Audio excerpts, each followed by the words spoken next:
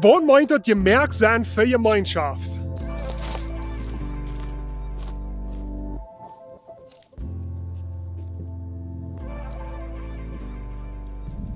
Wir sind eine Reihe von Botschaften wie Lebenswasser kriegen, wo wir kijken naar onze Werten.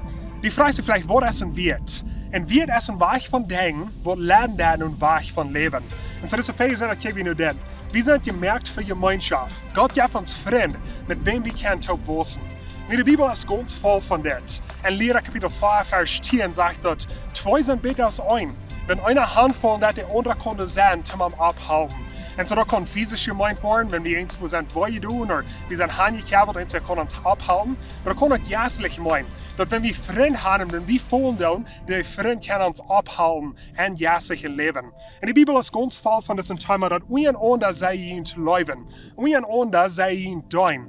Jesus sagt, läuf hinüber, was die Salz leben das. Und so die Bibel ist ganz voll von das. Wir sind gemerkt für Gemeinschaft. Gott gibt uns Freunde, mit wem wir aufwachsen. Und wenn wir anfangen, das zu denken, dann wollen wir auch anfangen, das zu leben. Und weißt du, was er nicht sagt? Das sagt nicht, wir sind gemerkt zum Streit anfangen. Wir sind gemerkt, zum uns nur behassen.